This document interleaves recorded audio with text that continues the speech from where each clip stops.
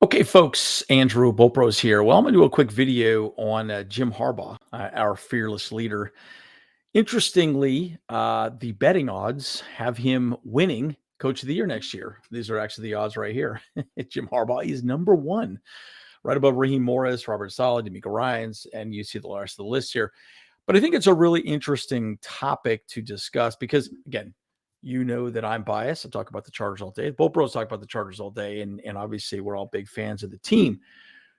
But is there real, weight behind this betting odds? So let's talk about it, guys. I think there's a lot to discuss, and I want to get your opinion. This is more of an opinion video. This is my opinion. I want to hear your opinion. So, guys, lots to talk about. Let's get into it. Bull Bros.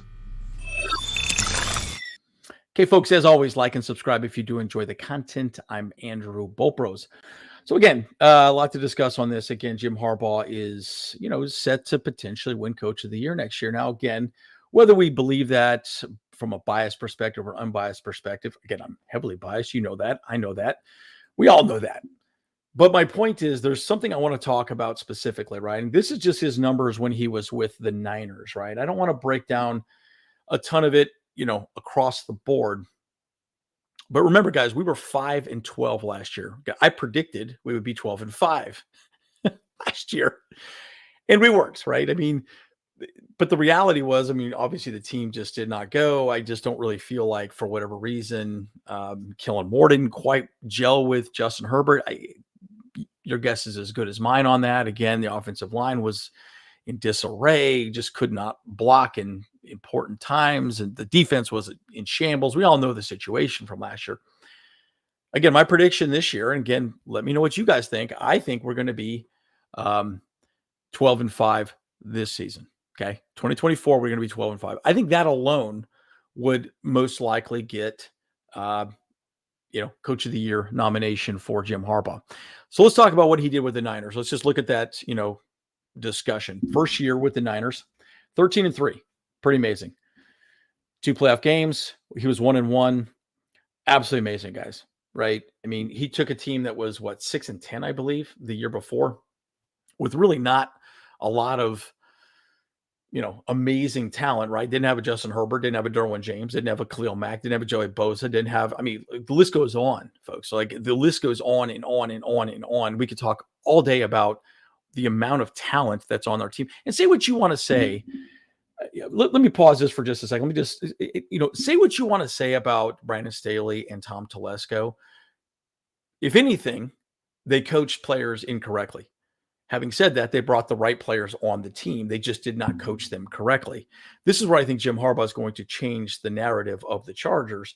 Is he's going to coach those players correctly and get the most out of those players and put them in the right position to be successful, much like a Justin Herbert, Derwin James, Khalil Mack, Joey Bosa. The list goes on and on. So that's why I think 12-5 is very realistic for the team in 2024. What do you guys think? So going back into the statistics here, again, 13-3, which is amazing, right? First year. Second year, 11-4. Again, 3 playoff games. Went to the NFC Championship game. 2-1. Dude, guys, he's got. And then the third year in 2013, 12-4. Dude, he does not lose. Guys, remember, he had Colin Kaepernick. He had players that you wouldn't think would be that great, right? But again, I'm going to talk more about why I also truly believe Justin Herbert's going to have breakout MVP seasons as well moving forward. But again, look at that. Look at that. Again, and then the wheels fell off the track in 2014. We obviously know the situation there. Obviously, there's some problems, and they had issues back and forth. Although Jim is a little bit of a unique person and unique personality. Again, we got him for 5 years, folks. 5 years. One of the highest paid coaches in the NFL. But again, 44-19 and 1 tie, 695 winning record. That's still 5th best in the NFL ever. It's amazing, folks. He's 5-3 in the playoffs, a 625 record in the playoffs.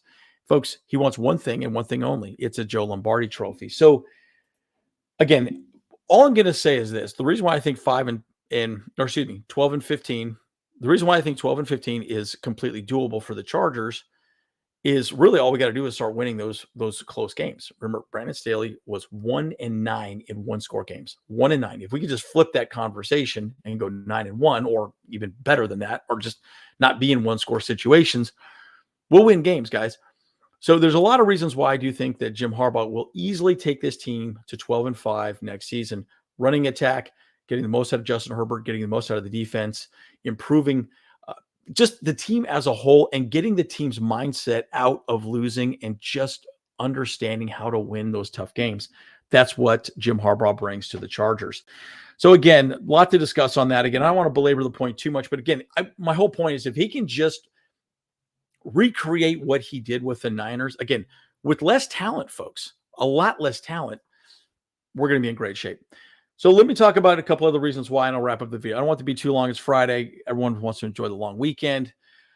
This guy right here, too, Joe Ortiz. I think this guy's going to be a fantastic general manager. Again, he came from the Ravens, right? The Ravens understand how to win. They understand that mindset. It's the same thing with Jim Harbaugh. Clearly, Jim Harbaugh wanted Joe Ortiz, and we now know that he didn't want to have full control, but he wanted somebody he knew he could work with, right? He did not have that with the Niners. If he had it with the Niners, he'd probably still be with the Niners, but unfortunately he didn't.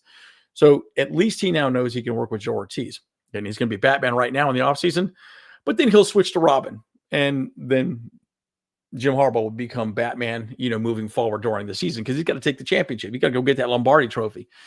Guys, and I do not think it's unrealistic to think that we could potentially be a Super Bowl contender this next year in 2024. I truly believe so. If we can just do and recreate what we did last season, or he did first season with the Niners, we'll be in fine shape. Moving forward, I know a lot of people are going to talk about this. I actually might do another video on this. I've watched a lot of videos about our new OC. And look, the reality is this. What has Justin Herbert never had since he's been in the NFL? Ask yourself that question. And I'm going to pause for just a second here on this. What has Justin Herbert never had since he's been in the NFL? A running game.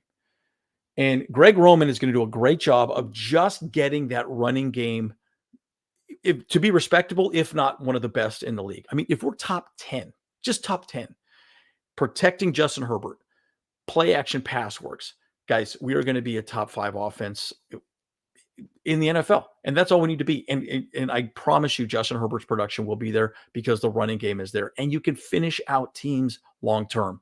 That's why the running game matters so much. Now, again, we also got great passing game coordinators. Trestman was brought in as well, too, to help with just the general offense as a whole.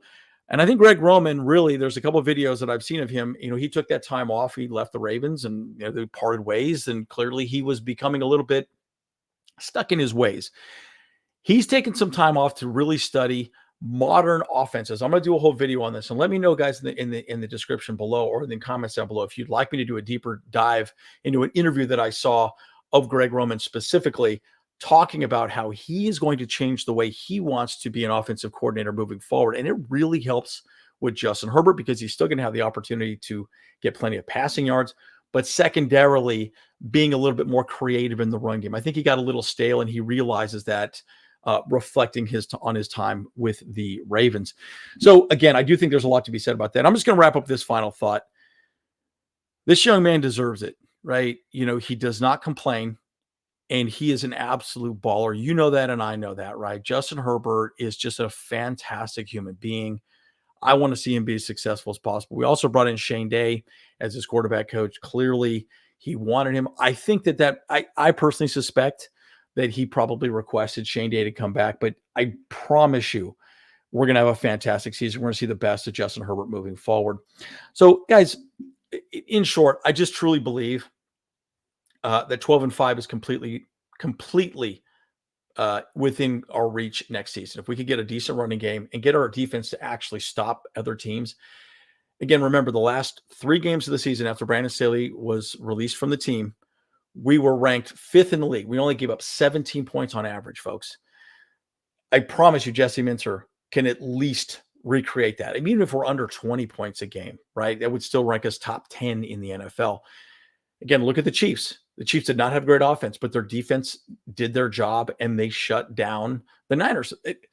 Bottom line, guys, balance. That's what Jim Harbaugh and this coaching staff is going to bring. Balance a winning mentality, mental fortitude, and the ability to move forward. So, guys, what do you think? Do you think Jim Harbaugh has an opportunity to win Coach of the Year? As always, Andrew Bopros. See you guys in the next one.